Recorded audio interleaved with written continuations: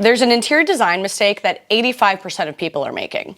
Picture this, you're standing in your home, looking at that room that's bothering you, and you look at it every day, you're thinking about it forever, and you're like, you know what's off? I just need to buy that table I saw posted online. I know it's expensive, but I think once I get that table, this room will be fixed. This room will feel better. I'm just gonna do it. You buy the expensive ass table, you put it in your room, you stand back, and what do you know?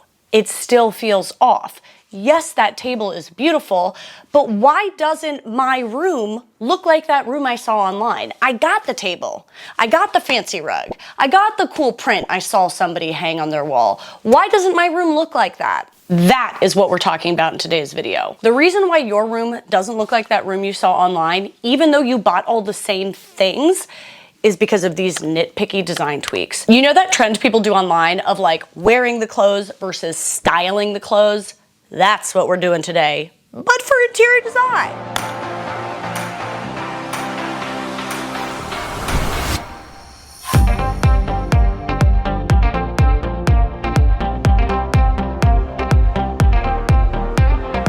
People come to me a lot for interior design advice. It's obviously what I do on this channel, and it means that all my friends and family in my personal life also come to me asking for help with their room.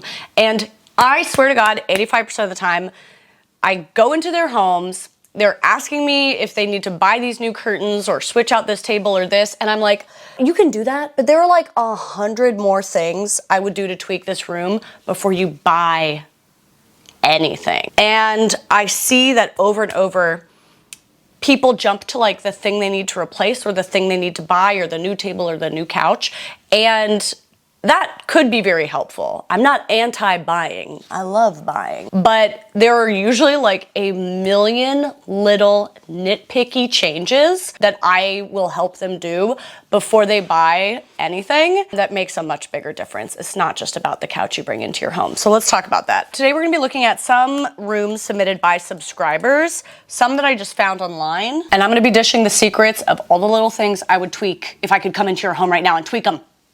Before you're allowed to buy anything, I take your credit card away and I say, sit down, watch the magic, honey. I actually probably wouldn't do that. I would be like very nervous and polite about it. I'd be like, is it okay if I rearrange this? You can put it back afterwards if you want. Cool. I'm filming at a slightly new angle with the camera looking down at me so I can bat my eyes at you. I don't know if this is a better angle or a worse angle, but I'm sure the Craigs in the audience will let me know. Okay, number one, maybe you have a beautiful armoire or a beautiful sofa, a sideboard even, a dresser, who knows, some big, beautiful guy in your home, but why does it look kind of like random? Why does it look kind of unfinished? Like, I think the piece is nice, but like, why does it just look random in here? Why doesn't it look like in those photos? Because it's lonely. You need to put a smaller piece of furniture next to it. Boom. Short stool next to it. Short chair next to it. Side table next to it. Random vase next to it. Honestly, put anything next to it as long as it is significantly smaller and it is next to it and it is not in your way. I do not know the science to explain this. All I know is that it's true. You went to the length of getting that beautiful chair. You put it in the right place. It works there. But why does it feel unfinished? Why doesn't it look like Instagram? Put a freaking stool next to it. Put a freaking box next to it. You just like, it's like the period at the end of the sentence. I don't know why. I don't know why, but I know that it's true. Put a short guy next to it. Page, I think we'll do chapter slides in between. They can be short, you know, just like ching, ding, bing, bing, bing.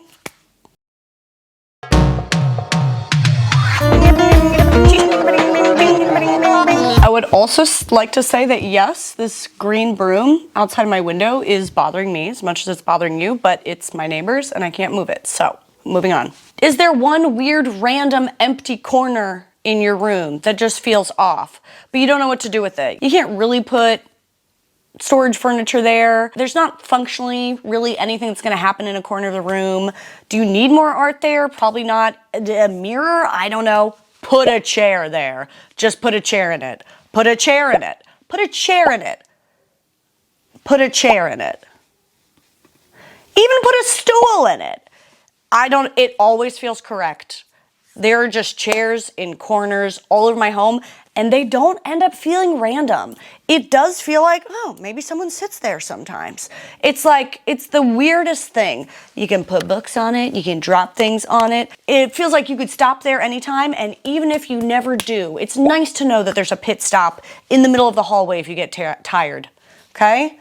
Just put a chair in it. Sometimes that chair is just balancing out the tall furniture on the other side of the room. Like, this vertical height is something you need to balance sometimes. There's just like a bunch of stuff on that wall. Put a chair on the other wall. Does it feel naked in that corner because the rug doesn't reach there? Put a chair on it. Does this upstairs landing feel a little bit unfinished, but I don't want to make it crowded? Put a chair there. I'm telling you, when in doubt, put a chair there. Let me tell you something right now. Studies show that 90% of you guys, when you got a bed, right? You guys know beds, and you're hanging something on the wall, maybe it's a sconce, a wall lamp, a piece of art, 90% of you guys are hanging it too high. Studies show. Studies conducted by me, anecdotally, in my private time. You're hanging it too high. Bring them down. 90% of you, studies show, bring them down. Bring those sconces down. Bring that artwork down. It is too high. You did such a good job getting those sconces. You did such a good job framing that art. You put it on the wall. You have the bed, the comfort of the setup. It is so high. It looks insane. It is never going to look like the Instagram photo you want it to be. It is never going to look designed. It is never going to look finished because it's too high. That's it. Nitpicky design tweak, bring it down. Someone in the audience is going to say, oh, but I don't want to put a hole in the wall. Then it won't look good. Then that's what. These I feel like, I know people are like sitting at home looking at their headboard wall being like, why does it look weird? And they are more willing to go out and buy a whole new sconce or buy a whole new artwork before they will just like put a different hole in the wall and move the nail. We should be moving the nail first. Bring it down. Bring it down. You don't need new art. You don't need a new sconce. You need to bring it down. You might have to measure again. You might have to patch the hole. It is worth it. You do not need a new sconce. A new sconce is not going to fix this problem if you hang it up there again. Bring that stuff down. Thank you. Now, don't even get me started about the art near your sofa. First of all, bring it down. Second of all, an idea that might help is to think of your sofa as the planet and the artwork around it are the moons, right? There's a gravitational pull that should be relating the art moons more towards your sofa. Some of them are getting whipped up into other orbits and floating off into space. No, these are the moons around your sofa planet, okay? That's where they should be orienting. Don't split it half and half between the sofa moon and the ceiling moon, or the sofa moon and the window moon. The center of gravity is at the sofa, okay? Bring them back into orbit. Some of them are getting lost in space. And I believe this is a pretty good general rule for hanging art, is that either the art is hung as like, sometimes it's hung as its own, it has its own gravitational pull, like this is a moment in the room, but a lot of the time art should be hung in relation to something larger. And it should be in that thing's gravitational pull, so to speak, visually. Like it's hung in relation to a dresser. It's kind of like floating around the orbit of the dresser, not spinning off towards a black hole, okay? It should be in relation to the bed, in relation to the sofa. It's in the orbit. Keep it in orbit around the planet. Thank you. Here's one I'll yell about. Just don't do this.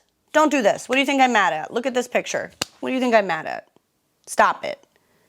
What looks weird about this bed? What looks off about this bed? Do they need to get a new comforter? No. Do they need more pillows? No. Not necessarily. I'd say no. Is it the color? No. No. It's fine. It's all good. Just take that comforter and pull it off of your pillows. For the love of God, don't do this. Don't make it one infinite desert of a bed. Let's break it up a little bit. Let's have our pillow area. Great. Let's have a little fluffy fold down moment. Maybe a little peek of a sheet. And then we have a large expanse of comforter. Beautiful, luxurious. And then we call it. The bed's over now, okay? Don't be pulling these comforters and sheets over your bed. I see people do it and I say, hold the phone. I don't care what your next design question is. It doesn't matter. None of it's gonna help until you take that comforter off the pillows, okay? That looks crazy. Don't do it. Stop it. Doesn't matter what you buy. You're not allowed to buy anything until you fold that comforter down. Okay, sorry I yelled. Y'all, this episode is sponsored by Quince, and that means it's time for a fashion show. Look at my outfits. Quince is all about high quality wardrobe staples that use organic materials, ethical business practices, environmentally friendly packaging. It's just a great deal. And I'm gonna come back to all their great values, but just ogle with me for a moment about this silk dress. This is 100% washable mulberry silk. I have a wedding coming up and I saw this strapless silk maxi dress with a little scarf detail. It's so fun. It's so beautiful. I can wear it without the scarf with. The materials are organic. It lies so nicely on your body. It's loose enough to give me breathing room, but still shows my curves. Like, it feels so nice on my skin.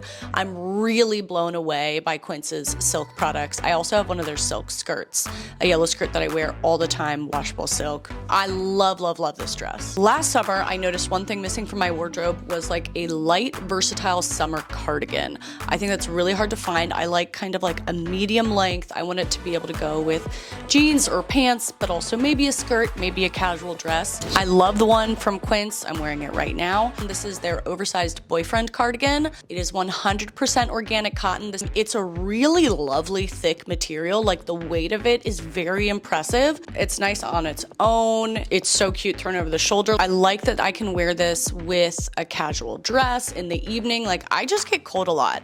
Hit me with a breeze, and even if it's like 80 degrees out, if you hit me with a breeze, I'm gonna get cold. I always want my summer sweater, and it's really hard to nail this. In addition to Quince's wardrobe staples, you cannot sleep on their accessories. I got this adorable pair of sunglasses in this like kind of olivey color.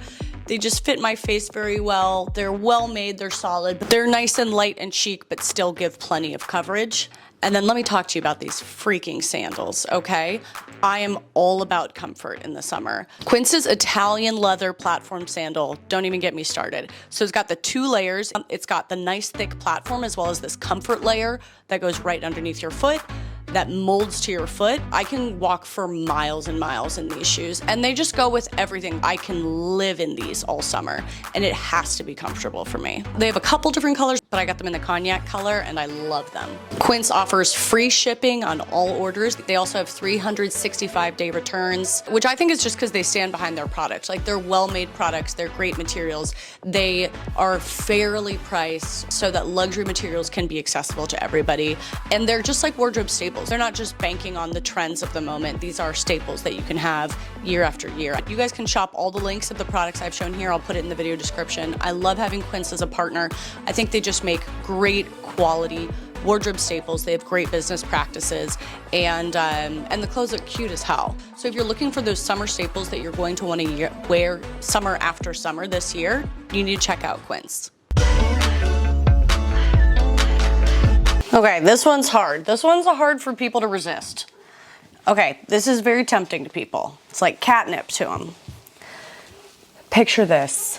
You're in your home, the home that you live in, right? You live there, and there's this like weird kind of little ledge, flat surface. It's a little cutout. It's like on top of your cabinets or this part of your wall or kind of up along the stairs or in the hallway. Now, what do you put there? That's what people always ask. What should I put there? Could put a book, maybe, if it fits. Could put a vase. Could put pots and pans, a basket, maybe. I'll tell you what you put there. Here's the secret of what you're going to put there. Oftentimes, what you should put there is nothing. Nothing at all. Just because you could use it as a shelf doesn't mean you have to use it as a shelf. Just because the top of the cabinets could be used to put stuff there doesn't mean you have to. If it's helpful to, cool, but you don't have to. In the entrance to your home, what you put on the top of that shelf, that accidental shelf, that ledge, whatever you really want to collect dust, I guess. And even if you live in a world that doesn't have dust, it's often just gonna look kind of random. On some of these like random ledges, trying to use it as a shelf just doesn't work. All shelves are ledges, but not all ledges are shelves. Sometimes you don't have to put anything there. Just let it be, okay? I know this is a really hard one for people. What about you want to put something there? Sometimes you just let it be. I don't know. Just let it be. Here's something that kind of doesn't matter. It seems like it shouldn't matter, but it also totally matters. Look at this room. Love. Lots of cute stuff going on. I own that lamp. I love that lamp. Now, please guess what is bothering me. Before we do anything else to this room, what do you think is bothering me? I just want to squish those dressers apart. There's almost no world in which these dressers need to be squinched together like that. Give them some space. I'm gonna say let's squinch one to the side and let's move that chair over instead. This is not a purchase you need to make. It's not a style you need to change. It is not a color you need to change, but Lord Almighty, there is nothing you could add to this room that is gonna make that feel normal. And I can't prove it with science, but it's just true. Get those dressers apart. Do not pile them up in a corner. Usually with like large pieces of furniture, equally large pieces of furniture, you just don't want them stacking up a lot.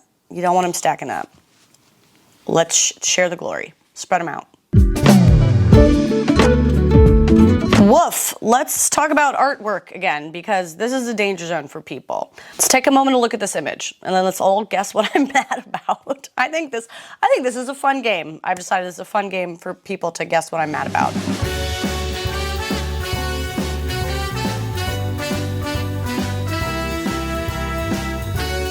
We're talking about artwork. In this image, I'm focusing on the amount of space around the artwork.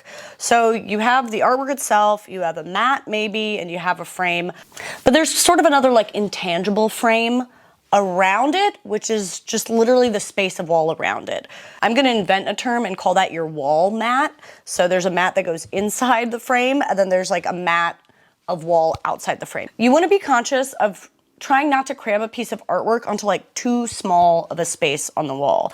For example, here, I think that artwork to the left is too wide to go there. I would not put an artwork that wide there. It needs some breathing room. What I'm seeing is people trying to squeeze too wide of an artwork into too narrow of a space. I would just keep a much larger like wall mat around it, just to give it more padding, you know, your imaginary wall mat around the artwork. Looking at this space, I would say this large artwork between two windows is too wide to fit there. I want to move one of these more narrow ones over there. You want a much more generous wall mat around your actual frame. In this little home office, we've got mirror, window, and then like a framed, looks kind of like a push pin board to hang out notes and photos and stuff. It's just too wide to squeeze into there. If we just had a more narrow one, this whole wall would feel way more balanced.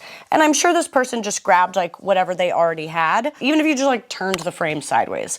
But ideally getting a smaller one will really be the thing that works here.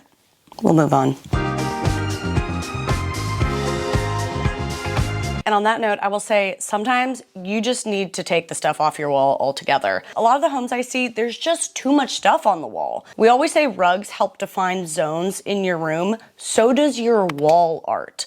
And especially if you have like a really long space that you're trying to divide up in different zones, you don't usually just want art all the way down, unless it's supposed to be one long continuous zone. If you've got a long room and you've tried to split it into zones, but something feels off, it's probably because your wall art is working against you. And sometimes when you have like a break between two zones, you just need to remove the wall art from there.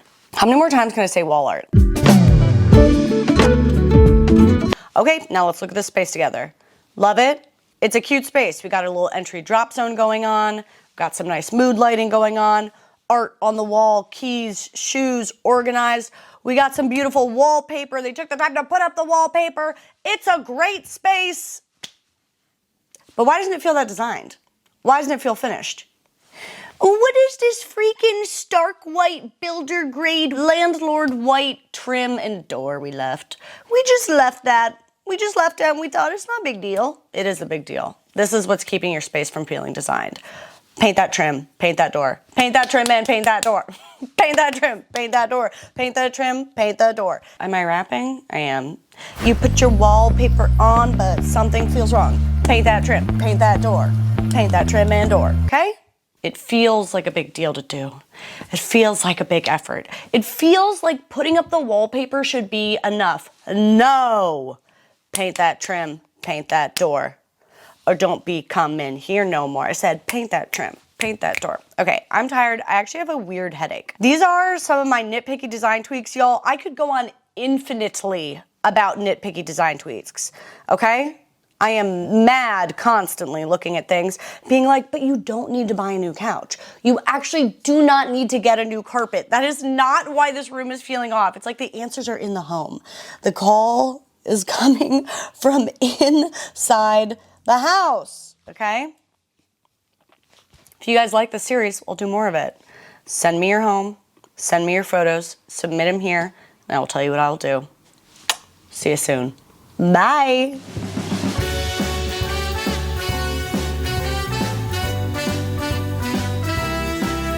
Okay, wait. I need to point to different sides of the screen. Why is it like I've never filmed before page? You know there's that studies show, according to me, that not what